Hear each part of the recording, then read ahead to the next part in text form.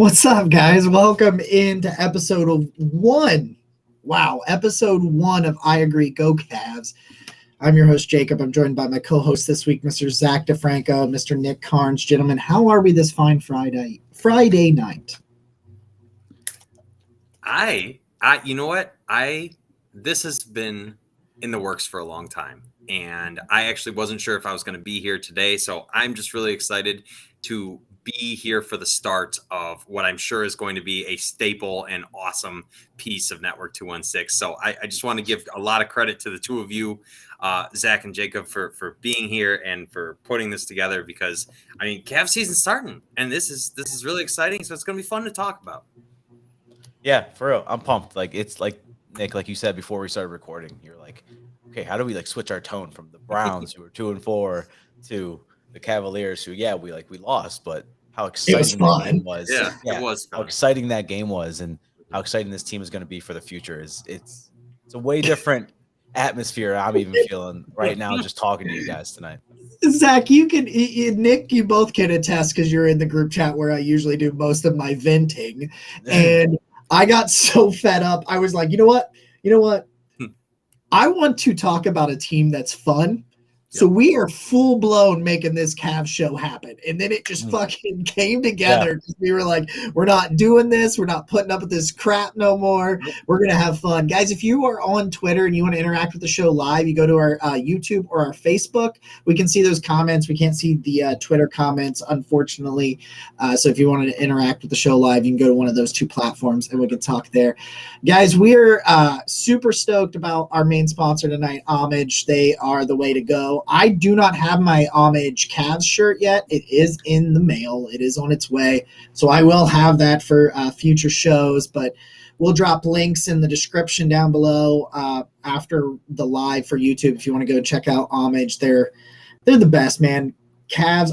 Listen, there's a hoodie. I'm going to get this hoodie, guys. It's probably the greatest hoodie, and this has nothing to do with sports, but this hoodie, and it's actually it's a Cavs, the wine is very close to being Cavs. Okay. They consider it maroon, but the hoodie just says Bears beats Battlestar Galactica. Hey, I get it. The Office, you can't beat it. Absolutely. It's actually cheaper too. It's only $60 instead of like $70. So there you go. But seriously, guys, if you're gearing up for the Cavs season, the Browns, the Buckeyes, they've got all 32 NFL teams, the guards, they got all of it over at Homage. So you guys want to go over there and check that out. Guys, let's just jump right on into it. We have one Cavs game played this week. By next week's episode, we'll have like 3 to talk about all in one episode. Yeah, I think. Wow. Before next week's episode. So that's going to be a lot of fun. I took a few notes here, but I want to start with you guys, and I'll start with you, Zach. Kind of just give me and we'll go more in depth with this game, but just kind of give me an overall how you feel after the game against Toronto, or even how you feel about the season as a whole, since we didn't really do a preseason episode. Yeah, I feel very optimistic for this team. I knew when they traded for Donovan Mitchell, when that trade actually happened, I was like, wow, this team is going all in now with the young squad they have, to really be a contender in the East. So I was expecting a move at the wing, but when they traded for Donovan Mitchell, I was like, dude, that's obvious. Sexton was on the out, so watching them play, and obviously, Garland goes down early and that stinks. Mm-hmm.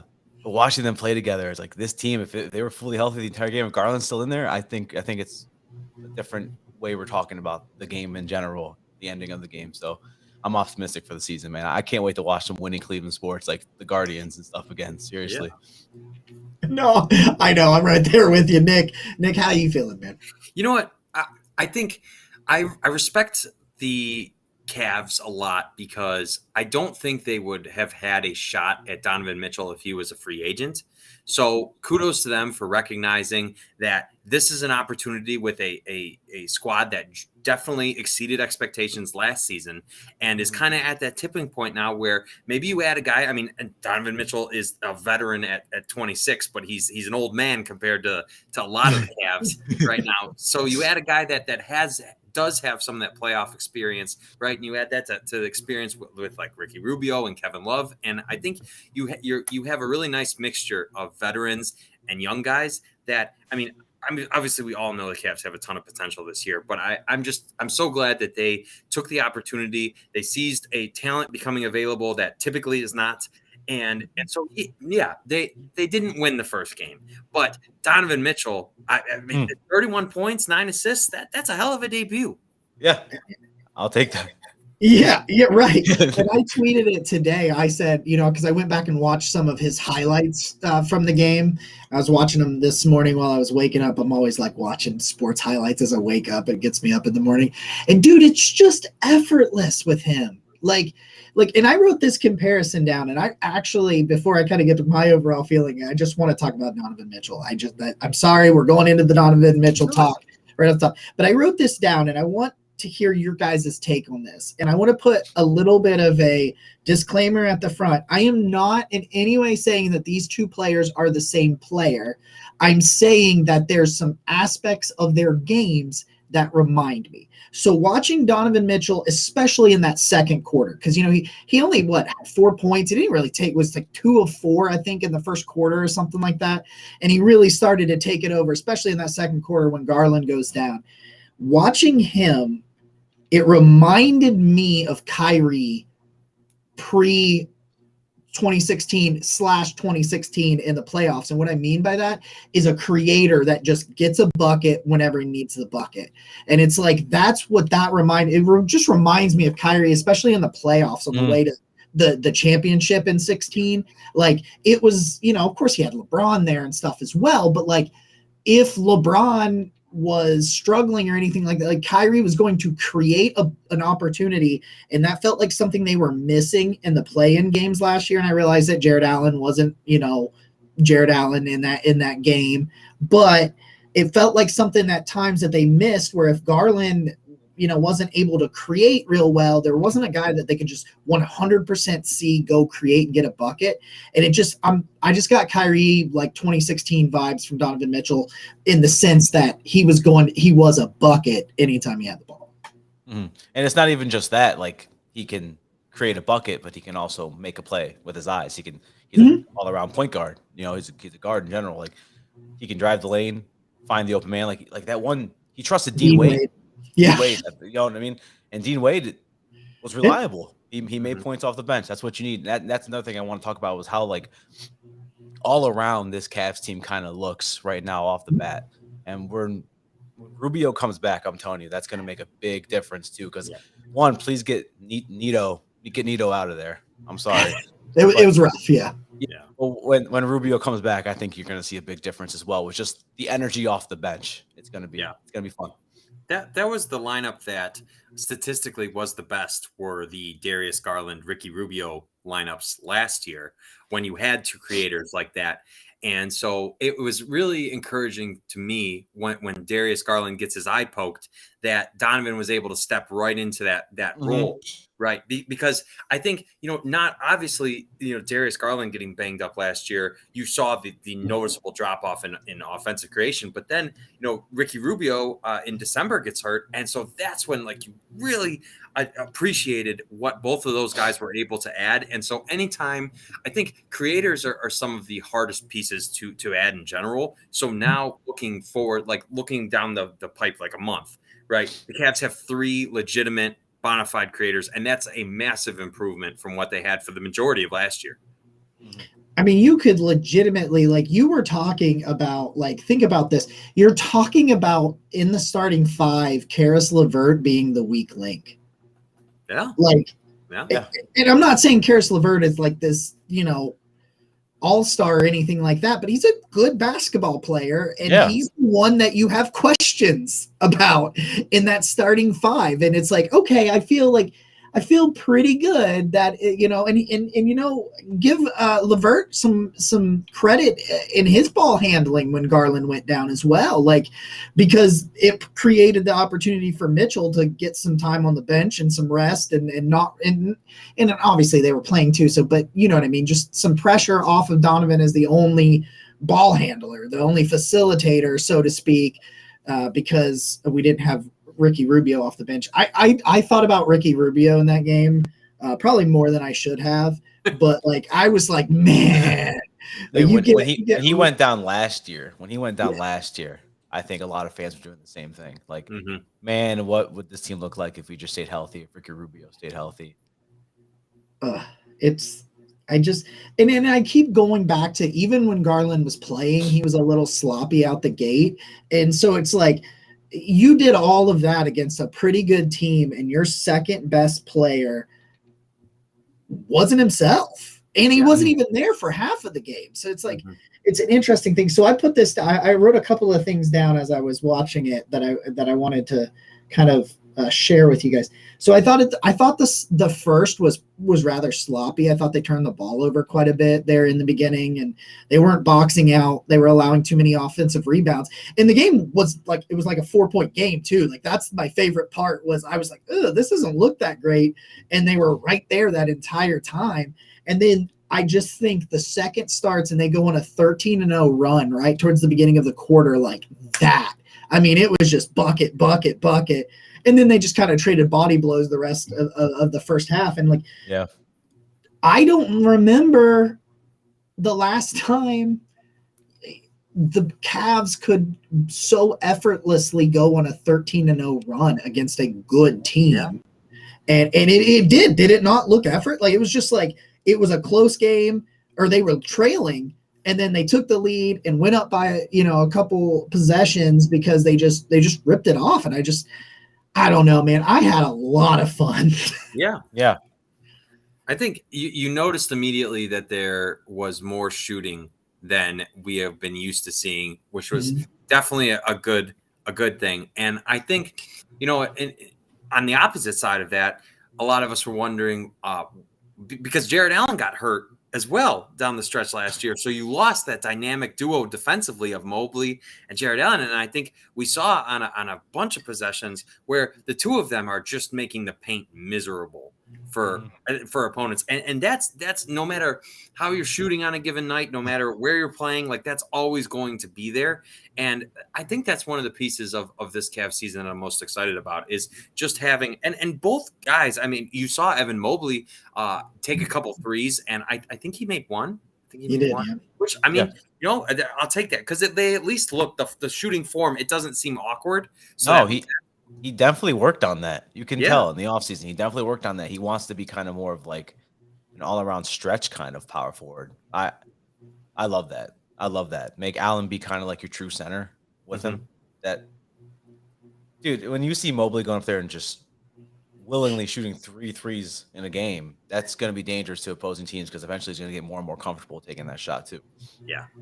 There was a moment where they had a block and Evan Mobley went coast to coast. As a 7-footer, he went coast to coast and just laid a bucket in there. And I'm like, I think I tweeted something out along the lines of like, that's just not fair. Like, how many 7-footers that are he's not okay. How many 7-footers capable of making that kind of play defensively can then switch so effortlessly, glide down the court? Like, he looked like he was going to try to find someone to pass to, and then he was like, nah. And he just goes down. And I'm like, what are you going to do? What are you going to do? Because you're going to try to drive at this guy. He's going to block your shot. And then you're like, oh, don't worry. We'll play tight transition defense on the guards. Nah, he don't care. He's just going to go like, what is it? What are you supposed to do when Mobley goes for 14 and 6? And it's like, and he plays the most minutes. He plays 36 minutes in that game. Okay. I think too, a piece of that is you mentioned going coast to coast. Something else that Evan Mobley was maybe a little weaker on was dribbling last year. And so, you're starting to see, like Zach said, he's getting a little more comfortable with the threes. He's getting a little more comfortable dribbling, moving, perhaps being the initiator rather than just, waiting for a setup from one of your point guards. And so because I mean, keep in mind, this is a second-year player, right? Yeah. So to see this type of progression, and I know it's just one game, but you could see it over the course of last year, Evan getting a little more comfortable. And so I think we're hopefully seeing the next step of that, which is terrifyingly exciting. Here's a fun one for you. Points in the paint. This is where you talk about that terrifying twosome down there, Nick. So the Cavs have 52 of their 105 are in the paint. Wow. The Raptors got 36. And they shot really well. I mean, they ended up shooting 43% from three and 41%, overall. And it was the 17 turnovers is what really kept them in. The Cavs had 17 turnovers, but 36 points in the paint when you scored 108. That's a heck of a differential. That's making it difficult. Yeah, the Cavs, I thought, a little bit struggled. They gave up 12 offensive rebounds, and I thought that was, and they only had six? Yeah, 6 of them themselves. So I thought that there was a little bit where I just thought some fundamental things here and there, things that I think those guys can fix. That I've seen Jared Allen and Evan Mobley and Kevin Love be just fine at. Like I said, I thought for a game that at times that was a little sloppy, they controlled most of that game, even when I just thought it was just some sloppy play in game one.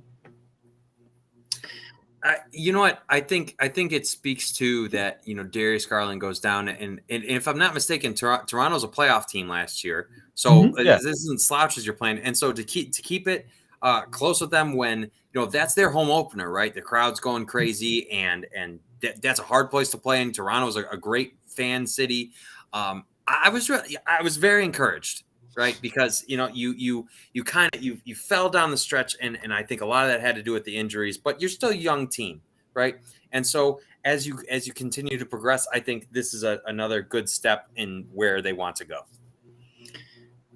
Zach, I'll start with you, and I want to ask both of you guys, because I saw some stuff on Twitter as it relates to JB Bickerstaff that I thought was kind of interesting. And I enjoyed the Cavs last year, but I did not quite as heavily follow them like on Twitter or watch all that many games because Bali was really terrible last year. Yeah. I will give Bali credit. I got Bali Sports Plus to watch this game, and it was fine. It buffered like 3 times, but other than that, it was fine. It worked out. I thought it was good. So I thought this was really interesting. Some points that got made in this game. So where do you guys sit on JB Bickerstaff? Are you happy he's here? Do you think that he will? Do you think he can win a title? Do you think it's going to have to go to someone else? Basically the same questions that essentially it feels like the same questions everybody had about David Blatt. I was just about to say that. That's kind of like the question I had about David Blatt, because I think a lot of people knew like the LeBron and Blatt relationship wasn't all there, Mm-hmm. So they went and got, a guy that coached with LeBron, but he also wasn't scared to coach LeBron and Ty Lue. So I don't know. I don't really get the sense. I don't know if you guys want to, jump in and disagree with me here, but I don't get the sense that the players aren't rallying around Bickerstaff. I think they like Bickerstaff. I feel like he's a really good players coach. Mm-hmm. I mean, the season just started. I'm not going to even kind of have that kind of controversy right now, especially in the locker room. You know what? I just saw last year, especially the Cavs faced a ton of adversity with all their injuries. It felt like as soon as they got one guy back, whether it was Lauri Markkanen or Darius Garland or Jared Allen or Evan Mobley, whoever. But I think the one consistent through all of that was their effort. And that's always something I look for when I'm trying to decide how I feel about a coach. And the Cavs were certainly not lacking in effort. They gave that hustle every night in, night out. And something that definitely speaks to me about the JB Bickerstaff is that you can see that the Cavs are truly running plays and sets and creating open shots for guys. Like there's an offense, there's a plan, there's a scheme, and I'm not the biggest basketball X's and O's guys, but it definitely seems like they are being well coached to me. So I'm in on JB Bickerstaff, and especially when you can corral a young team, because I know that's like typically, sometimes there's these guys are adjusting the NBA that they have all kinds. See the Cleveland Browns, right, and the Guardians for that matter, right? Is that these young teams take a lot of leadership, and it seems like JB's providing that. And that's that's one of the biggest things they said about Terry Francona is like players. He's not afraid to have his players back, and that's what they love about Terry Francona. And then I do love Tito, a good fired up Tito coming out of the bullpen. He's ready to roll. Oh yeah. You'd run through a wall. Guys, we are going to take a quick break. We're going to step away. We are debuting some pre-recorded ad reads to help better illustrate our great friends and what they can do for you. So we're going to step away real quick for a word from our friends at Underdog Fantasy. If it plays. What's up, everybody? We know that daily fantasy never stops, and Network 216 is proud to be a partner with Underdog Fantasy. Very simple to use. All you have to do is go to underdogfantasy.com, and you will just click the sign in button. You'll create an account if you haven't done so already. If you've not created an account, it'll ask you to enter code 216, and they will double your first deposit up to $100. Underdog Fantasy, live draft lobbies that you get to compete with you and your friends.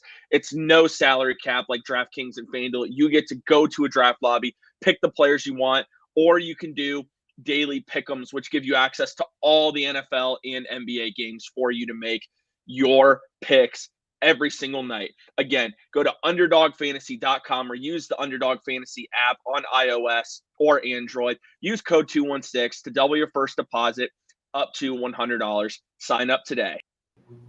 Boom. Underdog Fantasy. Shout out Tyler Johnson. Hey, Tyler. I asked him if he could put a slight demonstration in the ad read, and he did not disappoint. That shows you everything you need to know. And I love it because like he was mentioning about the salary cap, man, if you want to win with those salary caps on daily, you got to pick like a 6-string wide receiver that is going to have 100-yard day. And that I don't care what you say, that I'm talking about for the football side of it. That's bullshit. You got lucky. Whereas if you get in you're going to draft with groups of 3 to 12, depending on how big it is. So yeah, you're going to compete against 100,000 people so you can win a bunch of money, but you just got 5 people doing an actual draft, and I'm addicted to drafting, so that's why you should check those guys out. I want to talk about Kevin Love because Kevin Love is it's him and Zydrunas Ilgauskas as my favorite Cavs of all time. And my biggest thing about Ilgauskas is that he's the first guy I remember being a 7-footer, being that size and shooting a jump shot. I remember his 5th or 6th year when he made a couple threes even, and I'm just like, oh my God. But it was just funny because it was really, that there wasn't a ton of talent around LeBron that first time, but Ilgauskas, you could count on him, and he would do some pop-up jump shots at 7 foot, and I thought that was just amazing. But I loved Kevin Love when they got him. I was hoping they were going to get him when LeBron comes back, and to see Kevin Love still thriving, it just makes my heart. That's the only jersey I've ever owned. I had a Kevin Love jersey. I still have it. It's just in some bad shape, but it kind of stinks. I need to wash it. But I don't know what it is, man. I love a dude that can shoot because he can shoot 3-pointers and he can get dirty in the paint. And I know he's not really that guy anymore. But I mean, what's he end up finishing with rebound wise? He goes for 8 and 7 and 2 assists in 21 minutes. He's not really jumping off the court anymore, though. No. But he's not jumping up and fighting with anyone to get a board like that. But I think Kevin Love has embraced that 20-minute game off the bench, especially for the money he's making. I would too. I would.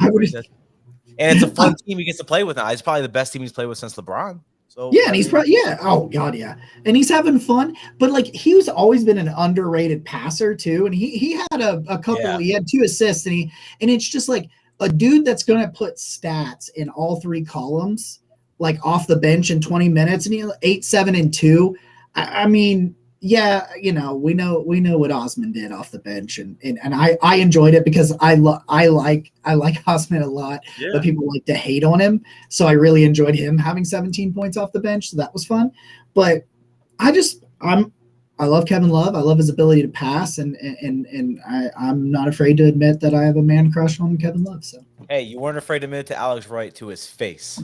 to his face. To his face. I witnessed it. It was so awkward. I think he was flattered a little bit, but I think I went too far. So. No, he said that was dope that you had his jersey. He said like the first time he's heard that already. Yeah. Since he came to Cleveland. Yeah, I love it. I love it. But so I'll do it. I'll tell Kevin Love. I'll find him. You know what?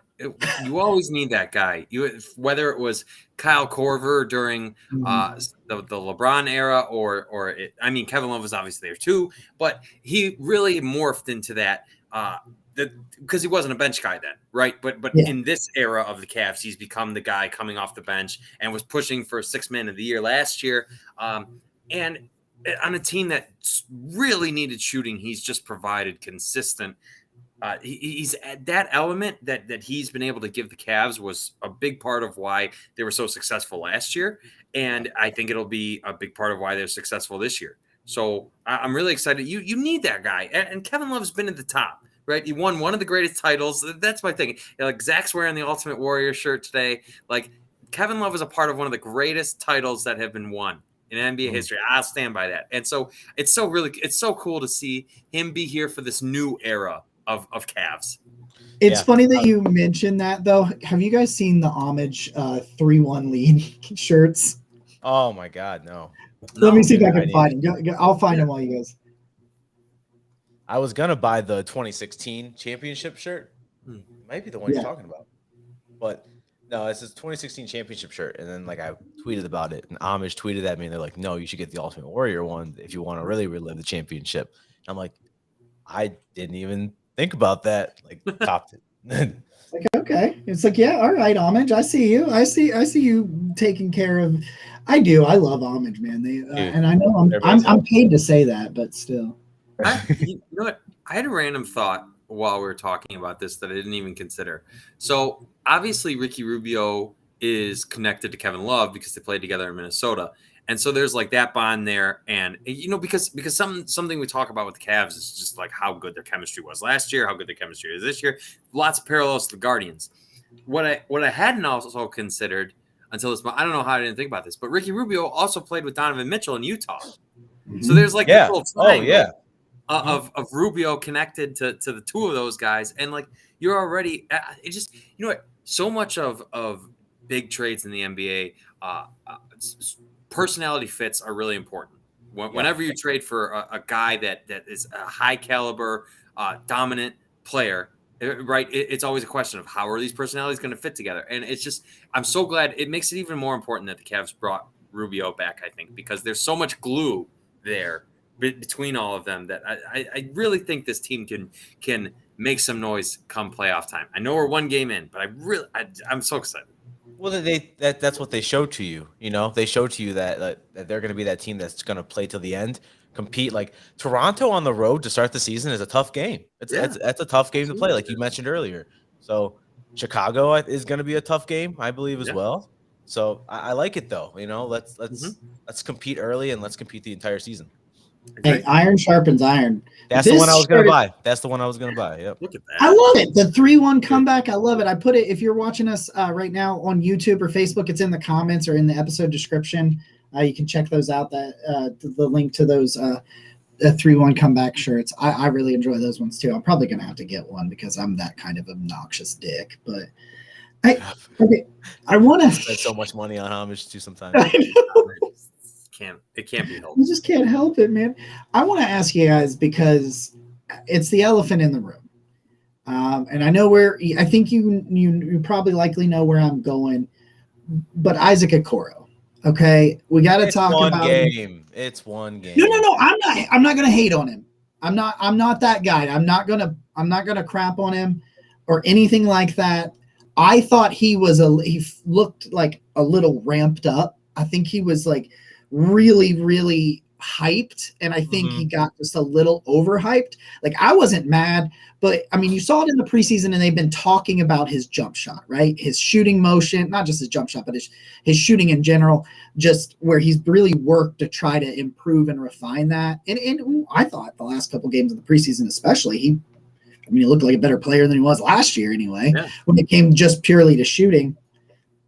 Where are you guys at? Are we on this show? Are we defenders or haters of Isaac? I'm a defender. Okay. I'm a defender. Okay. I like him, and I think I like him even more now because we went and got Donovan Mitchell, dude. So he can come off the bench, Yep. be a role player for us right now, and kind of develop. And that's what he is. He's young, a developmental guy. So I'm with it, man. I think once he kind of calms down, like you said, at the beginning of the season, excitement on the road, Toronto.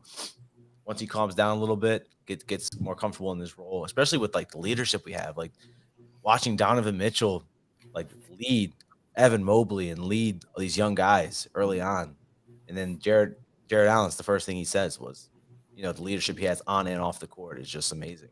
So I think anyone on this team can be a good role player, with the leadership we have and stuff. So. I do like Isaac Okoro. I would not characterize myself as a hater. I just think, when you're playing Evan Mobley and Jared Allen in a lineup, I think it makes more sense to have Karis LeVert, who's more comfortable shooting, be your three, as opposed to Isaac. Because, yes, Isaac's going to give you vastly superior defense, and I would also say that I think Isaac's a better athlete, so he's better in transition. You can tell he's comfortable when he gets out into space. But just from a lineup standpoint, I think LeVert just makes more sense. And maybe that'll change, right? Maybe Isaac gets more comfortable in his jump shot, and maybe those two flip. But I think when you're given, the obvious difference that Mobley and Jared Allen make defensively themselves, it makes more sense to lean. And it's not disrespectful to Isaac. It's just it makes more sense to lean offensively, I think. Yeah, and I think that's fair. And I think that was really interesting because the guys over at the Chase Down Pod, which I really, really enjoy, were kind of talking about this in this episode that they dropped on Wednesday.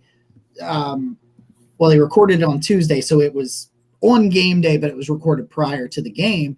They were kind of debating back and forth between who should start there, Karis LeVert or Isaac Okoro. And it was interesting because they actually leaned Okoro so that you could have the playmaking of LeVert off the bench.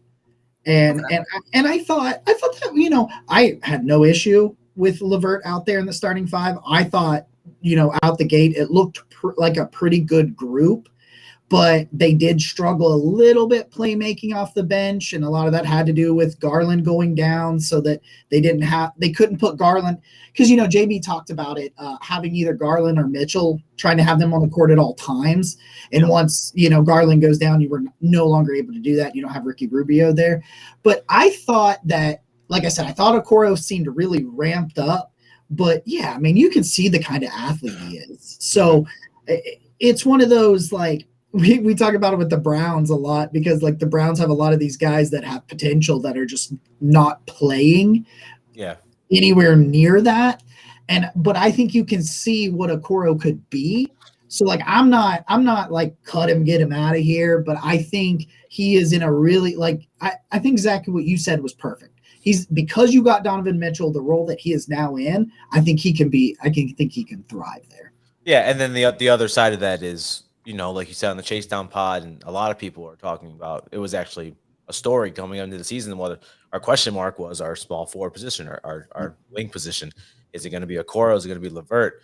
And I think LeVert just kind of like, I think it just has to be like a vet thing for LeVert, right? Like that's kind of what it is. LeVert, he's a shooting guard. Realistically, you want him to be a shooting guard.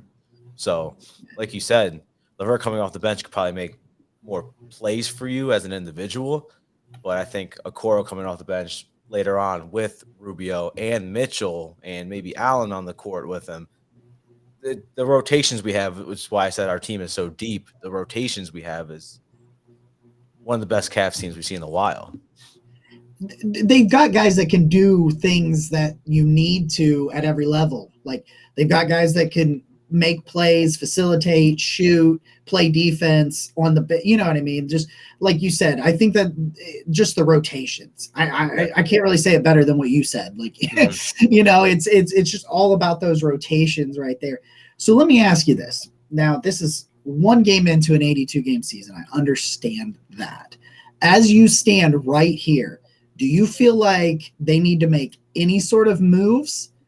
Do you and obviously if injuries happen, they happen. I get that. But barring somebody going down, do you think somewhere during this season and to get to the finals, they will need to make a move? And you don't have to tell me a player or anything like that. Or do you think this roster can make a run?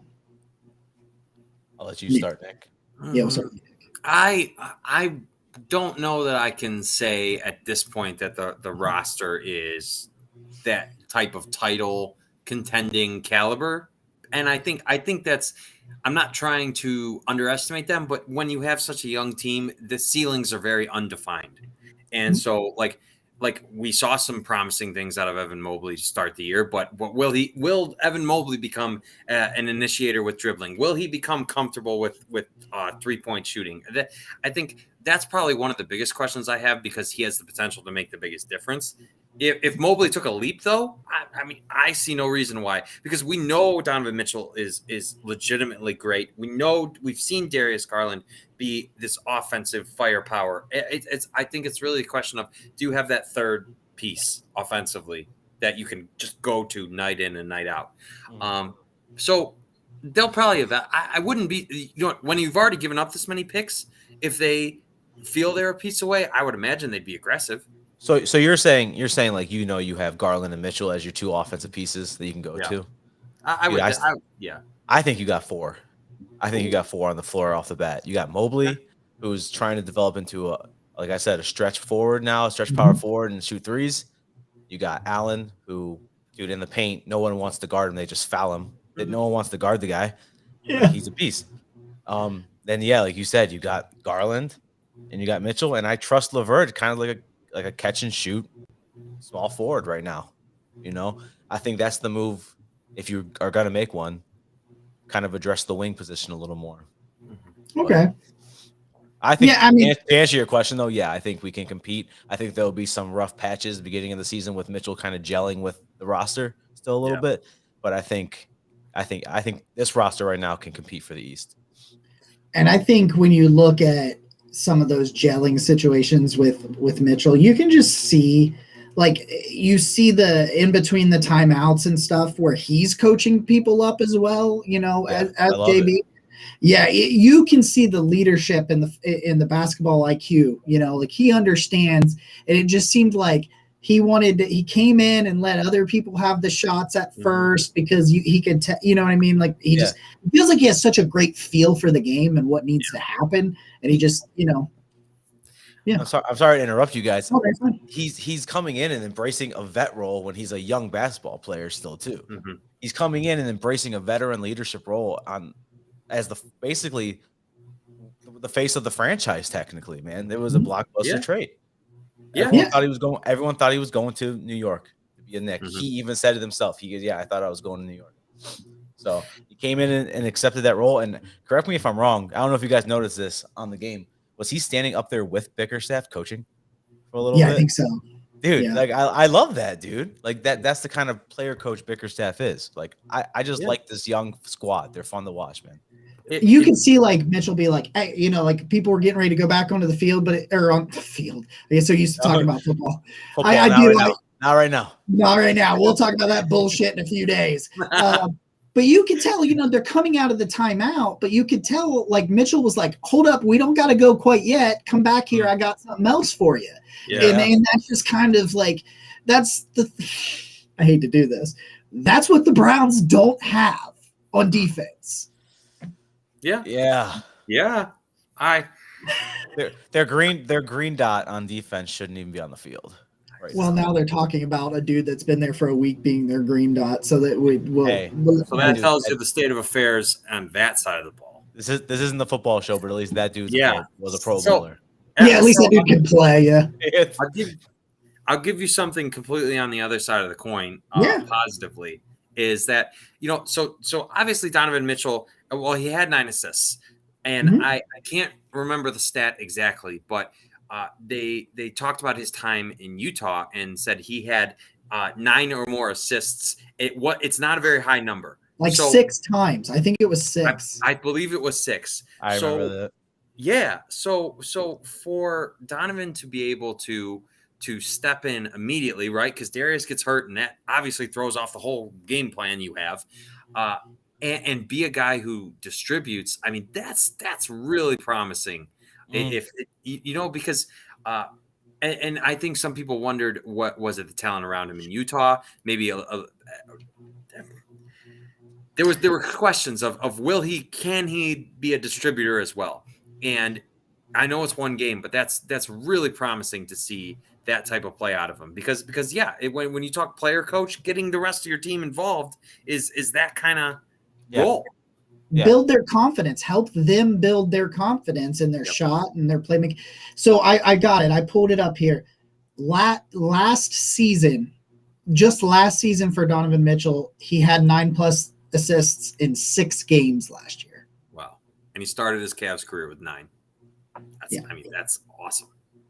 I mean, that's just about I think you can just make that argument. Like, what was his best, like you said, Nick, what was his best team around him in Utah? I mean, probably his other best target his entire time there was Gobert. And they had their kind of ups and downs. So I think the fact that he came here and embraced the veteran role, even with that kind of storyline between him and Gobert, and the reason why Utah wanted to kind of blow it up, it just wasn't working out. And he can just come here and kind of embrace that role. And you can see how he works with Mobley and how the respect he has from Allen off the bat. It's just promising to me. You know? Yeah. Whenever you see chemistry to that level, the 1 game in, I mean, that's a great sign for what's to come. Exactly. I love it. Yeah, I don't know, guys. I'm ready. I'm ready for tomorrow night. They're in Chicago, and it'll be an interesting one. Sounds like no Garland, which listen, I got to make a trip to Toronto real quick. I'm not going to tell you why I'm going up there, but so I'll see you guys in a couple of days.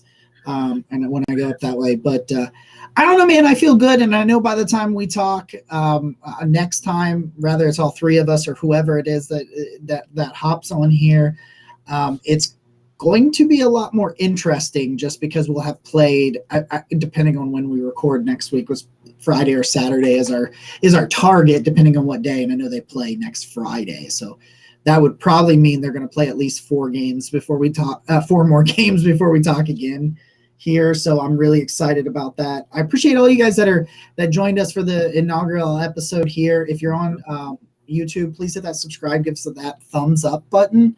It helps us in the algorithm and helps us to grow. And we hit the 600 mark. So during the bye week or somewhere around there, I will do the Hot Ones Hot Sauce Challenge live here on YouTube and Twitter and all that. And I'll eat all the spicy foods. And a fun one. Here's a fun one. Listen, if the Browns win on Sunday, I will do the Sprite Challenge. Do you know what the Sprite Challenge is? No. So you take a can of Sprite or a bottle of Sprite, right? And you chug the whole thing. Like a 2 liter? No, like a 20 ounce. Like a 20 ounce. Okay. And you chug the whole thing and try not to burp. Dude. That's a challenge? That's what the kids these days are doing? Yeah, but like because you know how carbonated that shit is, like Sprite specifically, like it will I watched this girl do it and she was like, "Oh yeah, this is." Dude, oh my god! She didn't puke. It was a burp. It was just a burp. It was just this massive burp. So I will do the Sprite Challenge if the Browns win. You know what? If the Cavs win 3 of their next 4, I'll do it too. Whatever. Okay. Hey, you're fun, Jacob. You're fun, and all I have to say Browns related is Freddie Kitchens and Nick Chubb beat the Ravens. So I'm just saying, Freddie, woof. So, I mean, Nick Chubb's done it before. I just can he get more than however many carries he got? I don't know. I don't like.